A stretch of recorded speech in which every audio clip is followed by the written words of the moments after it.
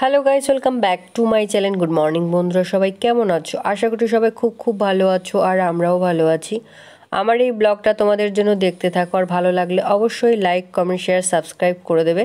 তো এবার চলো সকাল থেকে যা যা করছি তোমাদের সঙ্গে শেয়ার করি। তো সকালবেলা বাজারে গেছিলাম, আজকে এরকম পালং শাক এনেছি, তার সঙ্গে 300 গ্রাম পনিরও এনেছি। এখানে হচ্ছে পনির হচ্ছে 30 টাকা কিন্তু গ্রাম। তো গরম জল ফুটন্তর মধ্যে পালং শাকটাকে আমি দিয়ে দেব। এবার ঠান্ডা জল রেখেছি সাইডে, কিন্তু কালারটা যেন নষ্ট না হয়ে যায়, একদম গ্রিন থাকবে। তো সেই জন্য পালং শাকটাকে ভালো করে দিয়ে দিয়ে ফুটন্ত জলের মধ্যে নেড়ে চেড়ে একদম বরফ জলের মধ্যে দিয়ে দেব, আর বরফ জল থেকে ঝরিয়ে নিয়ে সঙ্গে সঙ্গে মিক্সার ব্লেন্ডারে দিয়ে এটাকে একদম ভালো করে পেস্ট করে নেব। এটা খেতে কিন্তু অসাধারণ, শীতকালে সব থেকে বেশি ভালো লাগে, কারণ ছোট ছোট পালং শাক, বড় বড় পালং শাক একদম খেতে ভালো লাগে না। ছোট পালং যেটা থাকে সেটা খেতে কিন্তু অসাধারণ লাগে। তো কালারটা আনার জন্য এটাকে আমি বেশি সেদ্ধ করিনি, কারণ কালারটা তাহলে ফ্যাকাশে টাইপের হয়ে যেত, গ্রিনটা থাকতো না। তো এবার একটা কড়াই বসিয়ে দিয়েছি, ওর মধ্যে সর্ষের তেল দিয়েছি। তোমরা পারলে মাখনও দিয়ে দিতে পারো, ঘি দিতে পারো, কোনো অসুবিধা নেই। এবার শুকনো লঙ্কাটাকে 3-4টে আমি ভালো করে ভেজে নিলাম। তো ভেজে নেওয়ার পর এটাকে আমি এখন তুলে নিলাম। তুলে নেওয়ার পর এটা কিন্তু রাতের ডিনারের জন্য করছি। তো সারাদিনে যা কাজকর্ম ছিল করা হয়েছে, খাওয়া দাওয়া কমপ্লিট হয়েছে।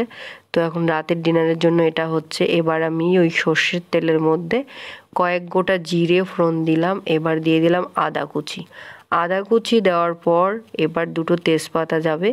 এবার ওটাকে ভালো করে একটু নেড়ে চেড়ে আদার গন্ধটা যেন বেরিয়ে যায়, তো সেই জন্য এটাকে হালকা করে ব্রাউন কালারের করে ভেজে নিতে হবে।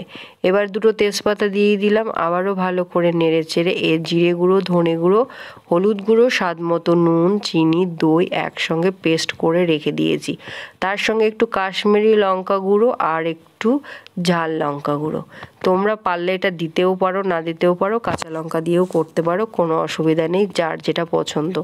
তো যাই হোক, এবার আস্তে আস্তে একটু ছেড়ে দিলাম, কারণ তেলটা প্রচুর গরম হয়ে গেছে। এবার আমি পেস্টটা ওর মধ্যে দিয়ে দেবো। এটা ভালো করে কষাতে থাকবো যতক্ষণ পর্যন্ত তেল না বের হবে ওর ভিতর থেকে, ততক্ষণ এটাকে ভালো করে কিন্তু কষাতে হবে। নাহলে গন্ধটা থেকেই যাবে, একটা জিরের গুঁড়ো থেকে যে গন্ধ, আদার গন্ধ থেকে যাবে। তো গন্ধটা বের করার জন্য এটা কিন্তু ভালো করে কষাতে হবে, আর তেলটা কিন্তু ওর কাছ থেকে বের করে নিতে হবে।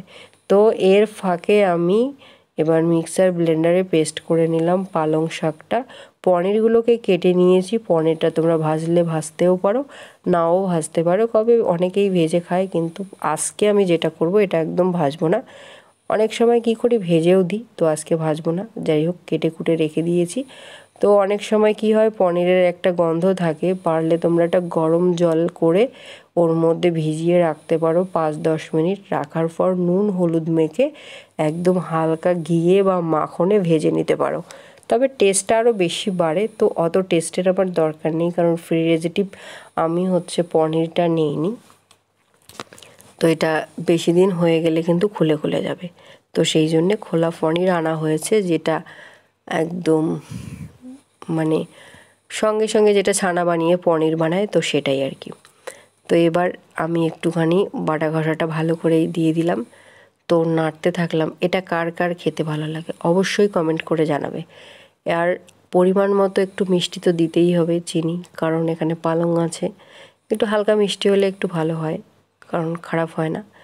তো গন্ধ ছড়াচ্ছে খুব সুন্দর, কিন্তু গন্ধটা এত সুন্দর, পালং পনিরের গন্ধটা। রাতের বেলা ডিনার থাকছে, বেগুন, টমেটো পোড়া দিয়ে ভর্তা করেছি, আর হচ্ছে পালং পনির।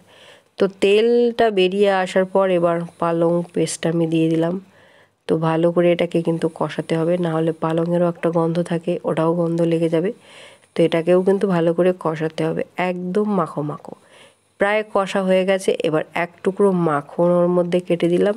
তো যাই হোক, আমার কাছে ক্রিম নেই, ক্রিম থাকলে হয়তো বা বাটারটা নাও দিতে হতো, ক্রিম দিলে ক্রিম হতো।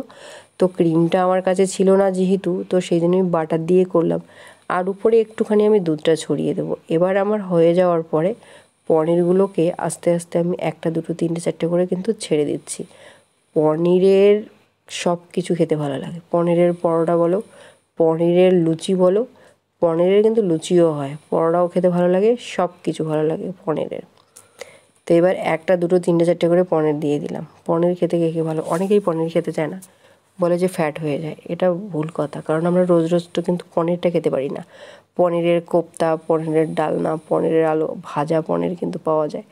তো এটা সবার কিন্তু অনেকেরই ফেভারিট থাকে, যারা নিরামিষ খায় তারা কিন্তু বেশিরভাগটা পনিরেই খায়। তো আমরা নিরামিষ খাই না, আমিষ খাই, তো আমাদের অতটা পনির হয় না, মাঝে সাঝে একটু হয়। তো চলো এবার দেওয়া কিন্তু কমপ্লিট হয়ে গেল। তোমাদের সাথে অনেকক্ষণ ধরে অনেক রকমের গল্প করছি। কার কী বাড়িতে রান্না হয় অবশ্যই শেয়ার করবে, অবশ্যই কমেন্ট করবে।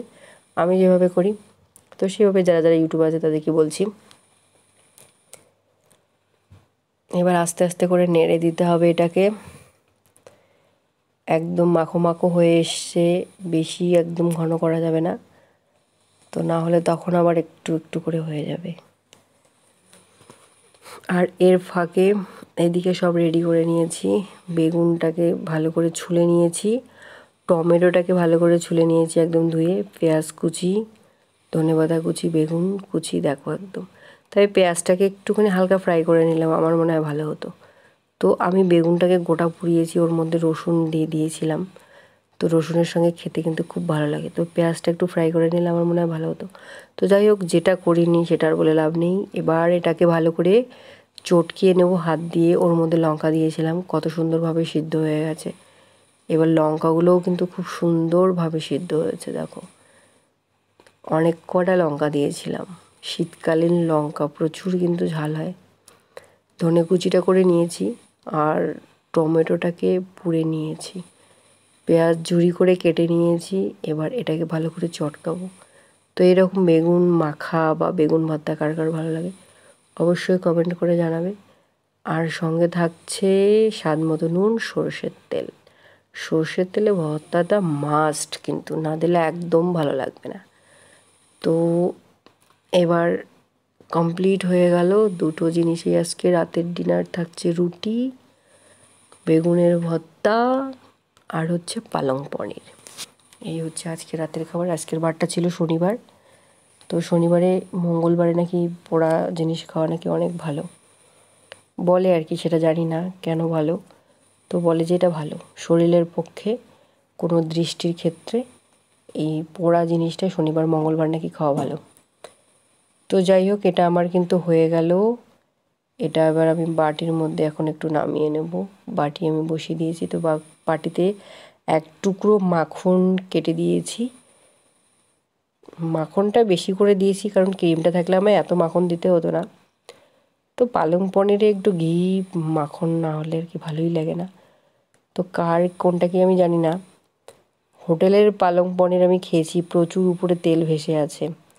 তো কখনো খাইনি, ভেবেছিলাম যে নেব, একটু খেয়ে দেখেছি, ওরে বাবা পুরোটা তেল ছিল। যাই হোক, উপরে পরিবেশন করলাম এরকম লঙ্কা দিয়ে, মাখনটা উপরে আছে। রাতের ডিনার তো চলো, বাই বাই, টাটা। আজকের ব্লগটা এখানেই শেষ করছি। সবাই খুব খুব ভালো থাকো, সুস্থ থাকো, আবারও দেখা হবে কালকে।